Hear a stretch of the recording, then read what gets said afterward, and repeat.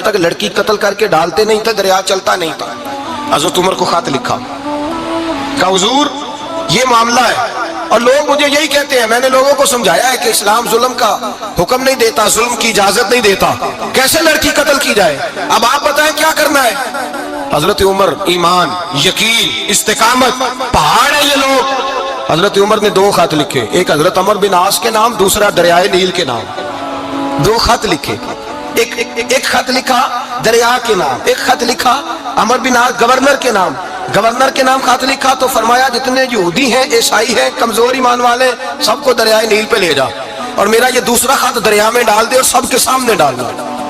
कहते हैं ये खत तू पढ़ना चाहे तो तुझे इजाजत भी है, सुनिए और सर धुनिए और सोचिए कि असल कमजोरी कहाँ आई। रमजान के सबसे पहले जुमे में सबसे अहम मौजू छेड़ा है, कमजोरी और नक्स वाकया कहाँ हुआ है।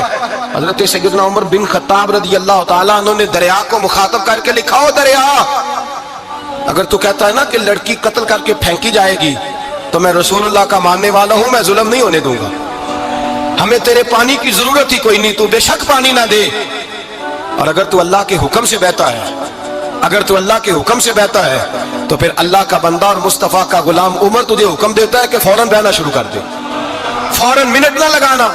हजरत सैयदना उमर बिन आस फरमाते हैं लश्करों के लश्कर लेके मैं दरियाए नील पे पहुंचा, और भरे मजमे में जनाब उमर का खत मैंने डाला तो दरिया ने बहना शुरू कर दिया। फरमाते हैं दरिया बहने लगा और गैर मुस्लिम कलमा पढ़ना शुरू हो गए।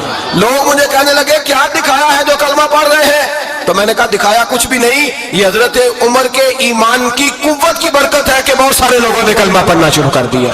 ये ईमान की कुव्वत, जिन्हें आजमाया गया था, हजरत अबू बसीर रज़ी अल्लाह ताला।